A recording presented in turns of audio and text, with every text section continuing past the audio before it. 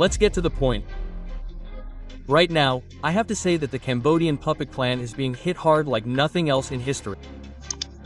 This wasn't a random attack, but a meticulously planned, coordinated offensive by world powers like the US, UK, and South Korea. They're pressuring and surrounding them from every angle, leaving Hun Manet speechless.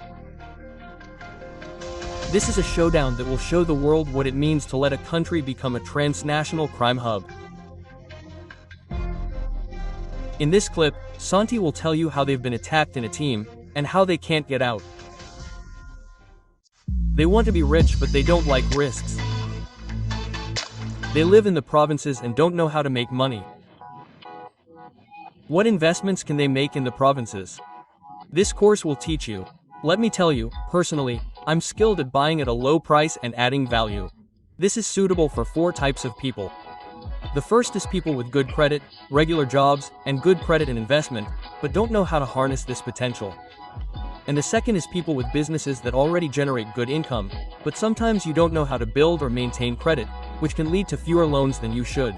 The third is people who already have money but are looking for investments that will keep them up at night. Or people who have business ideas to leverage on real estate to increase its value. This is the full course that you've completed. You can invest immediately. And finally, this course guarantees satisfaction. If you're not satisfied and don't gain anything from the course, you can get a full 100% refund. I put a lot of effort into creating and designing it, and I'm confident it will meet the needs of everyone who wants to invest in real estate without risk. If anyone's interested, you can add me online at Kim Property Live. See you all at the seminar. Thank you. Hello and welcome to the Property Expert Life channel, where I'll be talking about real estate. If you love real estate, let's be friends. Meet me, Santi, a new employee at Kim Property and subordinate to Professor Peng. Please take care of me today. I'm going to talk about the hottest issue in our region right now. Following on from the previous episode, we discussed how Cambodia is facing a crisis on all fronts. Today, it's the turn of events. You guys probably remember how we've been talking all along about how Cambodia, under the Hun family, has become a haven for global criminal gangs, especially the call center gang, or what foreigners call pick butchering scam. This is a scam that causes billions of dollars in damages worldwide. They don't just swindle money, but also involve human trafficking, kidnapping people from various countries and forcing them into slave labor. They torture and even kill anyone who resists. In the past, Thailand, as a friend, has been. The people of Cambodia have always tried to be patient and peaceful, seeing the sheep as their neighbors. But what did we get in return? Ingratitude, historical distortion, and constant blaming. But the world's patience has limits, especially with superpowers like the United States, the United Kingdom, and even South Korea, which has now become a cultural and economic superpower. When their citizens were attacked and killed in Cambodia, they didn't even bother to talk to them. They came to deal with them. This is why this historic gang rape operation took place. This operation was truly remarkable. It was a perfectly coordinated game between the 3 powers. I'll divide it into 2 main lines. This simultaneous invasion must begin with the most beautiful point, which is the words of the most recent South Korean president, Mr. Lee Jae-myung, who recently spoke on the phone with Prime Minister Anutin and said outright that Thailand is a friendly country, one of the first countries to decide to send troops to fight in the Korean War. Wow, these words aren't just diplomatic words, but a clear declaration of South Korea's position that it's on Thailand's side. And this time, when he goes to take down the scammer gang in Cambodia, it's not just protecting his own people, but also helping his friends deal with the neighborhood gangsters who have been causing us trouble for a long time. And South Korea didn't just say it for nothing, they went all out, sending the Deputy Minister of Foreign Affairs. In the Foreign Affairs, Kim Jina flew directly to Phnom Penh. She didn't go alone, but brought a full team of security agencies, including the police and the Central Intelligence Agency, to pressure Hun Manet there. The news photos are very clear. Manet's appearance is completely dejected, and Kim Jina slammed his boobs. It was reported that Hun Manet tried to make excuses, saying, "Oh, I'm worried about Cambodia's image in South Korean media. It doesn't look good, quote. Kim Jina immediately retorted, without holding back, that if you want a good image, you have to urgently suppress scammers completely. Even though it has to be like this, to be honest, the peak is here. While being cornered, Hun Manet was still not quick to turn to criticize Thailand. He told Kim Jina to go tell the president. South Korea even said that Cambodia doesn't need to involve neighboring countries, and that third countries should solve their own problems. Isn't that clear? They know that Thailand and South Korea are talking. They know this is a tag team. They're so scared they have to quickly block Thailand. This is excellent evidence that they view Thailand as an enemy, and South Korea's actions this time are the most correct choice. And that's not all. South Korean society is also extremely heated.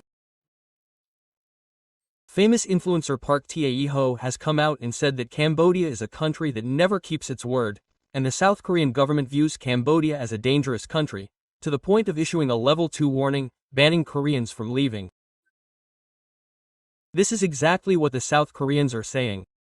It's been a while since I've seen how they feel about the Cambodian government. If South Korea is a spear thrusting into America's face, then the UK is a sledgehammer hammering down from above. They're playing a much bigger game. They don't care about the Cambodian government's sweet words. They're targeting the lifeblood of the country, money. The US and UK have announced sanctions and lawsuits against the scam kingpin Chen Ji, owner of the Prince Group empire. This isn't just a small freeze on money, but a historic asset seizure. This includes over US $14 billion in assets and £100 million in real estate in London. Altogether, it's hundreds of billions of baht. They'll definitely kill the big shots once they're caught. The Cambodian government is also restless. They immediately came out to defend him. The spokesperson for the Cambodian Ministry of Interior, Mr. Tasuka, said that Chen Ji's business is legal in Cambodia. He urged the US and UK to take legal action and ensure sufficient evidence. It sounds good, but what's the truth? This is an attempt to protect an important source of funding for their own regime. But the cleverness of the superpowers lies here. They know this game. They know that the Cambodian government will definitely come out and make excuses like this. So they set the most ingenious trap, the nationality trap. Did you know that this Mr. Chen Ji, in addition to being a Cambodian citizen, also holds British or British citizenship? And this is his fatal point. This is how Angkor used this channel to announce that the sanctions and asset seizures were carried out under international human rights law to deal with its own citizens who had committed serious crimes abroad. Do you get the picture? It's like shutting the door and beating the cat. The Cambodian government can no longer claim sovereignty because this is not Angkor interfering in their country's affairs.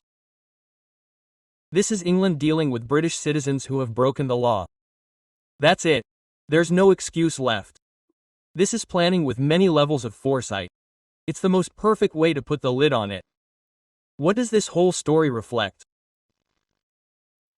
It clearly reflects the ingratitude of the puppet family towards Thailand. Our country has helped and supported us. But instead, they were betrayed and taken advantage of in every way. We never used the hard line that the superpowers did because we still considered them neighbors. But look at what they did to us. Today, karma is back. The fire they used to create wealth from the gray business, through deception and the tears of the people, has now returned to burn and destroy their own castles.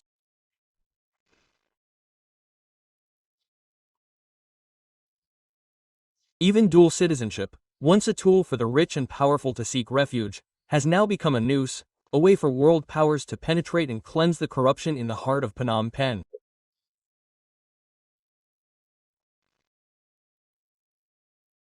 This is an expensive lesson the puppet family is learning. Building a nation on the suffering of others, being ungrateful to true friends, and thinking like bandits are not right. There will be a sustainable day, and the developed world will be alone and misled in due course. And of course, we must not forget our innocent Cambodian brothers and sisters. They are also victims of this regime. Our real enemy is this distorted regime, not the common people. In summary, brothers and sisters, today the puppet family is facing its toughest battle in history. The attack is being launched by three superpowers. Starting with South Korea, which has clearly stated its position on Thailand's side, out of gratitude for our help in the Korean War. They sent a team to pressure Manet shares as far as Phnom Penh, leaving them disheartened. Furthermore, Mansang shares have even let slip that Thailand is a third country that doesn't need to be interfered with. This is a far-fetched response that they fear cooperation between Thailand and South Korea. Meanwhile, America and England are using their financial hammers to hit the main artery of the regime, the scammer godfather Chen Ji, by seizing hundreds of billions of baht in assets. And the most amazing thing is the use of a nationality trap. Chen Ji happens to be a British citizen, allowing the British government to deal with him as its own citizen, closing the game that the Cambodian government cannot argue back from. All of this is the result of the ingratitude they have done to Thailand and is the beginning of the end for a regime that creates wealth on the suffering of others. Thank you to everyone who listened to the end. If you like this content, don't forget to follow. For anyone interested in learning about real estate investment, add line at Kim Property Live. Anyone who came from this clip, now, let's turn to the admin and ask for a special discount. Finally, I'll leave you with the words, the longer you hold, the richer you'll be. Hello, I want to be rich but I don't like risk. I live in the provinces and don't know how to make money. What can I invest in there? This course will tell you. Personally, I'm good at buying at low prices and adding value. This course is suitable for 4 types of people.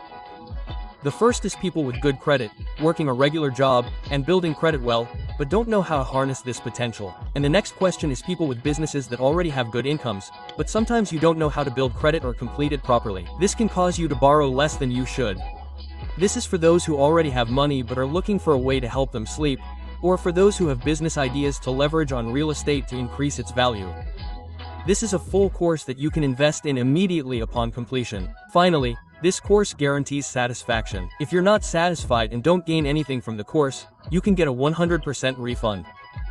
I put a lot of effort into creating and designing this course, and I'm confident it will meet the needs of anyone looking to invest in real estate without risk. If you're interested, add me online at Kim Property Live. I'll see you all at the seminar. Thank you.